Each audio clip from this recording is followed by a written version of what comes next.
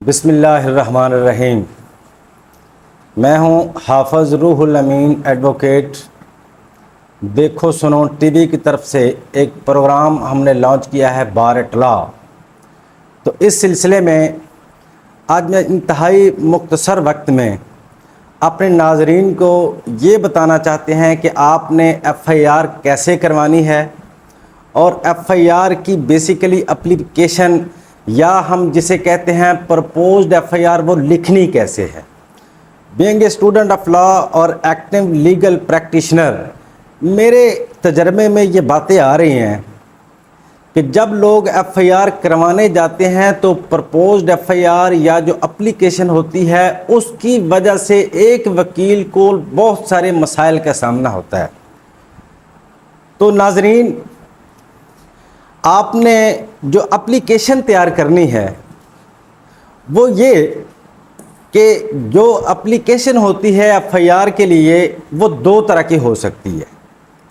Number 1، آپ کی اس proposed F I R میں یا تو معلوم یا نامزد ملزمان ہوں گے یا نامعلوم ملزمان ہوں گے۔ اب اگر آپ کی اپلیکیشن میں جس پر آپ ایف آئی آر کروانا چاہ رہے ہیں اس میں آپ کے نومینیٹڈ ملزمان ہیں تو اس کا طریقہ کار کیا ہوگا؟ نمبر 1، آپ نے اپنی اس پرپوزڈ ایف آئی آر میں یا اپلیکیشن میں 5 چیزیں بڑی ہی امپورٹنٹ ہیں، ان چیزوں کو آپ نے ہر صورت میں مد نظر رکھنا ہے۔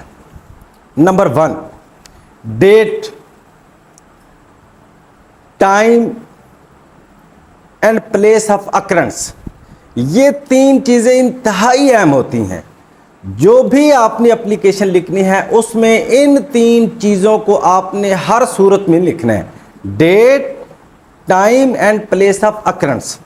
اس کے بعد آپ کا جو انسیڈنٹ ہے، جو آپ کے ساتھ واقعہ ہوا ہے یا جس واقعے کی بنیاد پر آپ ایف آئی آر کروانا چاہ رہے ہیں،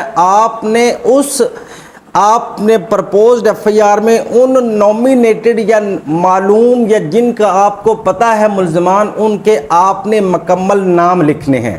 مکمل نام سے میری مراد یہ ہے کہ اس کا نام، اس کی ولدیت، اگر آپ کو اس کی قوم کا پتہ ہے تو اس کی قومیت پلس اس کا ایڈریس۔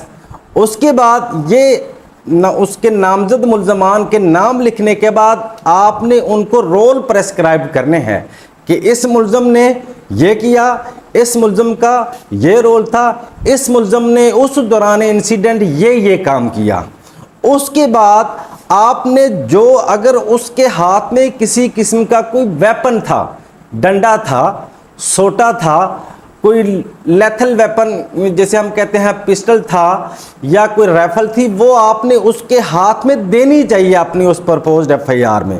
آخر میں یہ کہ ہر انسیڈنٹ کے پیچھے کوئی نہ کوئی ایک ایسا واقعہ ہوتا ہے جو اس واقعے کی بنیاد بن رہا ہوتا ہے۔